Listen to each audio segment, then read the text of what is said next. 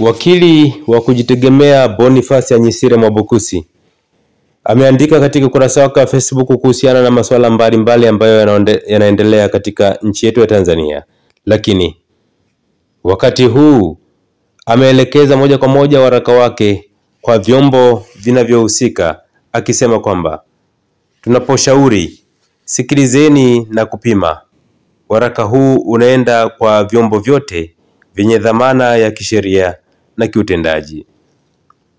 Anaanza kwa kuandika akisema utangulizi: kwa heshima na unyenyekevu mkubwa, ninatoa waraka huu kwa lengo la kuweka kumbukumbu rasmi ya maoni yangu kuhusu namna vyombo vyenye mamlaka ya kufanya maamuzi yanayogusa haki, uhuru na watu na hadhi ya kitaifa vinavyopaswa kujihadhari na athari zinazoweza kujitokeza pale ambapo ushauri wa kisheria na kitaasisi unapuuzwa au kudharauliwa kwa sababu zozote. Anaendelea kwa kusema, tunapotoa ushauri mapema kuhusu changamoto za kisheria, kisera, kiutendaji, hasa katika mazingira yanayohusu utekelezaji wa sheria, haki za binadamu na utawala wa sheria katika taifa letu, nia yetu si kushindana na mamlaka zilizopo, bali ni kusaidia na kulinda kwa makini mambo yafuatayo. 1. Hadhi ya viongozi wakuu wa nchi, ili wasihusishwe au kuonekana kuhusika na matendo yanayoweza kuchafua majina yao mbele ya wananchi au jamii ya kimataifa. 2. Taswira ya taifa kimataifa, ili nchi kuwa na mvuto kiuwekezaji na kiuchumi kimataifa inategemea sana utabirifu wa mifumo yake ya utendaji na utoaji haki. Ili nchi yetu iendelee kuheshimika kama taifa linalozingatia utawala wa sheria, haki na misingi ya demokrasia, ni lazima tujifunze kushirikiana, kupunguza ujuaji na matumizi ya nguvu yasiyo na sababu yoyote. 3.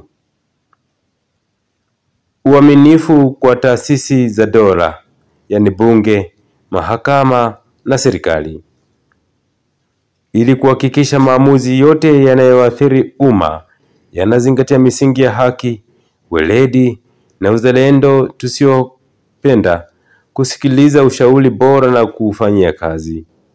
Hakuna mtu au chombo ambacho kinaweza kujinasibu kwamba kimekamilika katika kila jambo. Mnapopuuzia ushauri wetu wa kitaalamu kuhusu watu kutekwa na kupotezwa, matumizi ya nguvu yasiyo na msingi kwa vyombo vyetu vya usimamizi wa sheria, na kwa kutozingatia ushauri wa kitaalamu na wa kisheria mnaopewa kwa wakati sahihi, madhara yake hayaishi kwa wale waliotoa tahadhari. Kwa kufanya hivyo, mnachokifanya moja kwa moja au kwa njia isiyo ya moja kwa moja ni: 1.